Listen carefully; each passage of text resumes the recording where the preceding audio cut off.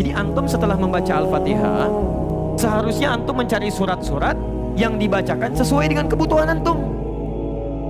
Cari ayat-ayat yang sesuai dengan kebutuhan kita. Karena dari Al-Fatihah sampai dengan An-Nas itu semua berisi kebutuhan kita. Saya baca cepat ya, tapi nggak usah ditulis. Saya ulangi, tidak usah ditulis ya. Saya bacakan saja. Bisa. Sebelum lahir, tadi kan ikhtiarnya Quran surah kedua Quran surah ketiga ayat 38 sampai 39. Keadaannya Quran surah 19 ayat kedua sampai dengan ayat ke-11-nya. Begitu dia mulai mengandung, bagaimana kandungannya supaya baik, Quran surah ke-7 ayat ke-189. Begitu dilahirkan, bagaimana supaya ASI-nya mengalir lancar, anaknya tumbuh menjadi anak yang saleh, Quran surah kedua ayat 233. Begitu usia 2 tahun ke atas, dia mulai belajar bagaimana supaya dekat dengan Allah, baik dengan orang tuanya, baik dengan tetangganya, Quran surah ke-31 ayat 13 sampai dengan ayat 19-nya. Kemudian dia mulai belajar supaya cepat menangkap pelajarannya, Quran surah 9 ayat 122. Supaya meningkat prestasinya, Quran surah 58 ayat yang ke-11. Kemudian dia mulai meningkat lagi pendidikannya, mulai mendapatkan teman-teman bergaul, bagaimana supaya tidak bisa merubah keadaannya, supaya lebih dekat dengan Allah, tidak terjebak dalam pergaulan bebas, Quran surah ke-49 ayat ke-13-nya. Ada yang serius datang mau melamar, bagaimana menyikapinya, Quran surah ke-4 ayat yang ke-4. Terjadi pernikahan, Quran surah 30 ayat ke-21. Setelah menikah, bagaimana membagi tugasnya supaya tidak gelisah dalam pembagian tugas, tidak saling menyingkirkan satu dengan yang lainnya, Quran surah ke-4 ayat 34. Setelah dia menikah, suami mulai mencari nafkah. Bagaimana cara bekerjanya? Yang standar ada di Quran surah kedua ayat 168. Kalau mendapatkan ingin yang lebih mudah lagi, Quran surah kedua ayat 172. Kalau belum berangkat, rizkinya sudah menunggu dia, Quran surah 7 ayat ke-96-nya. Kemudian dalam bekerja ini tidak mudah. Istri harus merawat anaknya, merawat rumah tangga. Kadang-kadang anaknya sulit diatur, mengatakan pada perintah ibunya, mengatasinya, Quran surah ke-17 ayat ke-23. Itu dua-duanya sama-sama capek. Jangan dikira yang pergi ke kantor saja, ibu pun merawat anak juga kadang-kadang ada rasa lelah. Bagaimana mengatasinya? Kalau lelah-lelah sedikit, itu ada di Quran surah ke-26 ayat ke-80.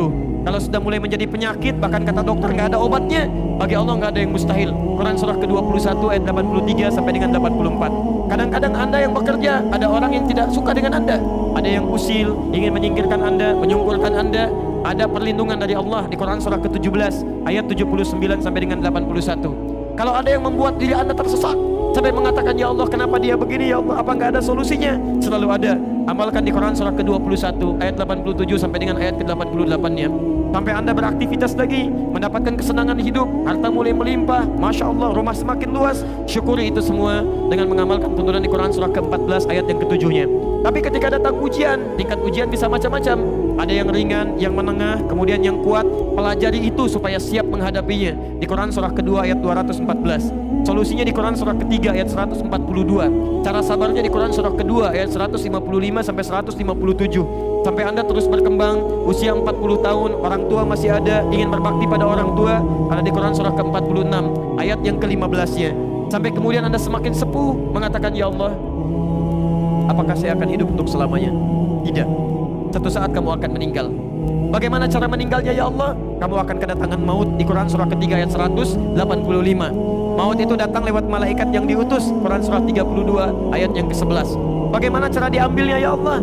Kalau kamu ingin tenang diambilnya, kerjakan amal soleh, maka kamu akan dipanggil dengan kalimat yang menenangkan. Ya ayyatuhan nafsul mutmainnah, Quran surah 89 ayat 27 sampai dengan ayat 30. Tapi kalau kamu banyak amal salah, tidak ada amal soleh, maka panggilannya akan sedikit menegangkan. Quran surah ke-8 ayat ke-50 sambil dipukulin malaikat. Ya Allah, saya telah mengalami malam pertama di alam dunia. Bagaimana malam pertama di alam kubur? Apakah menyenangkan atau ada persoalan? Kalau ingin senang, Quran surah ke-3 ayat 169 sampai 172. Kalau kamu ingin sedikit menegangkan, sambil ditampakkan neraka jahanam dari mulai pagi sampai dengan sore, boleh, ada di Quran surah ke-40 ayat 46 sampai dengan 47-nya. Ya Allah, bagaimana suasana hisab? Apakah menyenangkan atau tidak? Kalau kamu ingin masuk surga tanpa hisab, langsung masuk mendapatkan berita gembira surga, ada amalannya di Quran surah kedua ayat 25. Tapi kalau kamu misalnya banyak amal salahnya, mengabaikan perintah Allah, bahkan kamu bisa masuk neraka tanpa hisab, ada di Quran surah ke-18 ayat 100 sampai dengan 101-nya.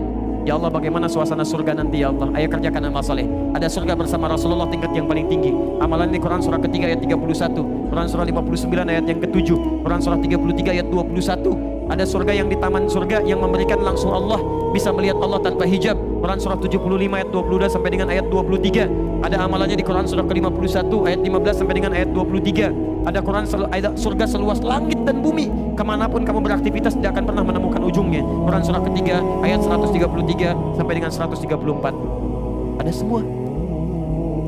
Ada semua. Ya, Anda punya masalah apapun, ayatnya ada di Quran. Jadi begitu mengatakan waladhdallin, cari ayat yang sesuai dengan kebutuhan Anda. Mintakan, boleh dilafadzkan. Masalahnya Ustaz, saya nggak hafal ayatnya.